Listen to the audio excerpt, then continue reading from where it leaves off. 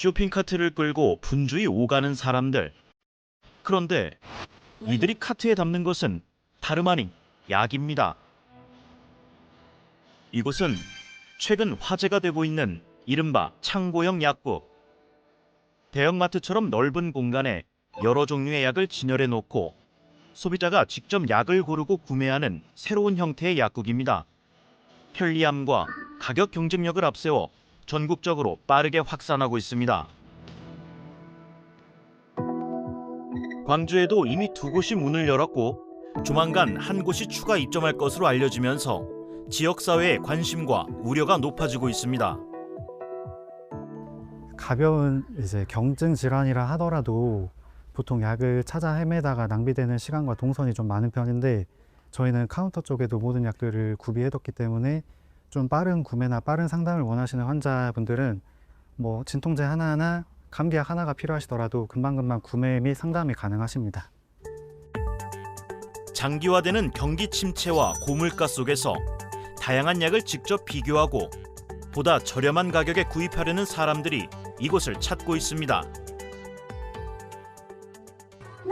보통 지통제랑 한 3천 이상 기억하잖아요. 네. 이게 오렌지 싸네요. 오렌지 싸. 대량 진열과 가격 정보의 전면 공개, 그리고 저가 전략까지. 기존 약국의 전형적인 틀을 깬 창고형 약국은 스스로를 합리적인 쇼핑이 가능한 공간이라고 강조합니다.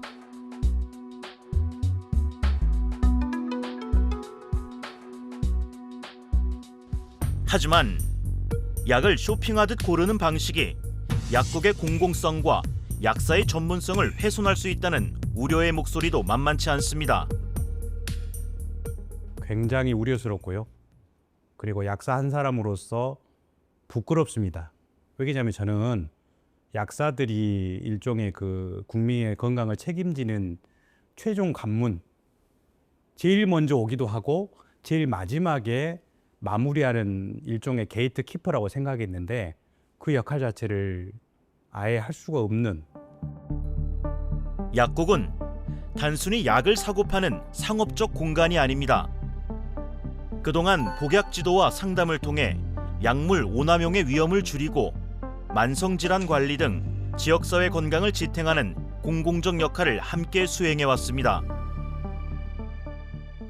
복약 지도에서 제일 중요한 것은 이제 환자의 어떤 신뢰가 중요한 것 같습니다. 그래서 이제 어찌됐거나 오랜 기간 동안 약국에 근무하면서 자주 방문하시는 단골 환자분들과 라포를 형성을 하고 이 환자에 대한 정보를 충분히 갖고 있어야죠. 환자가 어떤 약들을 복용을 하시는지, 또 관리하고 계시는 만성질환은 어떤 건지, 또 경제적으로 또 뭐 어떤 상황이신지. 창고형 약국 역시 약사들이 배치돼 복약 지도를 하고 있습니다. 하지만 대량 판매 구조 특성상 약사 한 명이 다수의 고객을 상대해야 합니다. 개개인에게 필요한 세밀한 상담은 이루어지기 어려운 구조입니다. 더 큰 문제는 따로 있습니다. 일반 의약품 중 오남용 위험이 커서 판매 수량과 방식을 엄격히 관리해야 할 약들조차 이곳에선 별다른 제한 없이 판매되고 있다는 점입니다.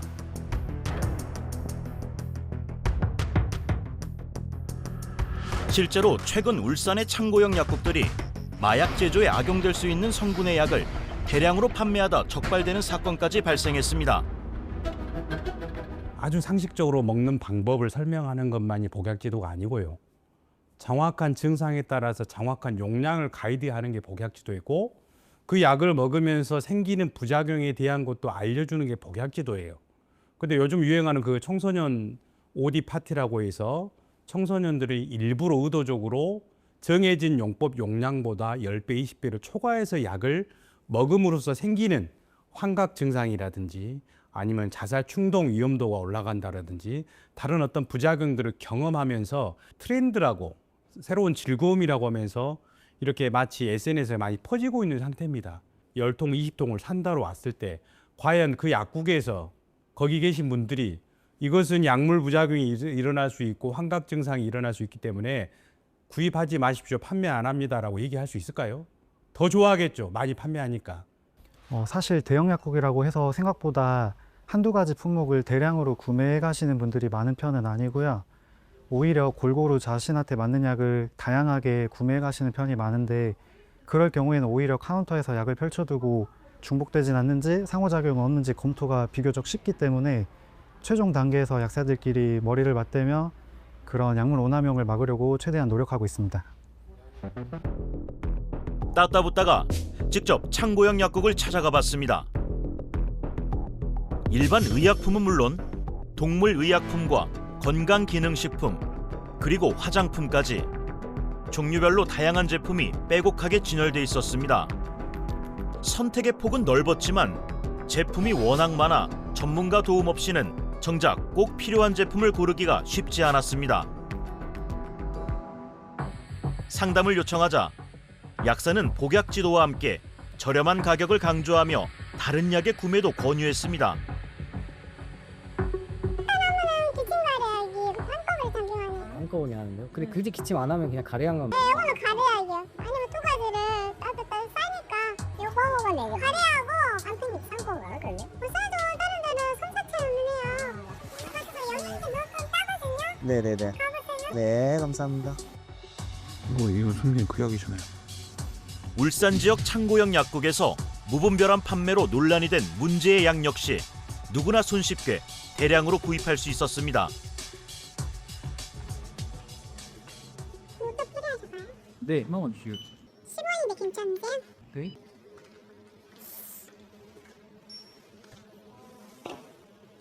요거는 같이 드시지 마세요. 네. 네, 네, 가는 성분이 가운데 있거든요. 네.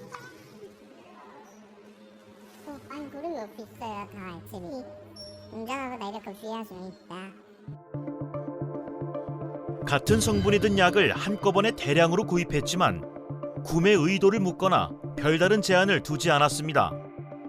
네, 제가 이걸 나눠서 산 게 아니라 한 번에 이렇게 많은 양을 샀거든요. 여기도 슈도 에페드린 염산염 60mg 라고 적혀 있고요.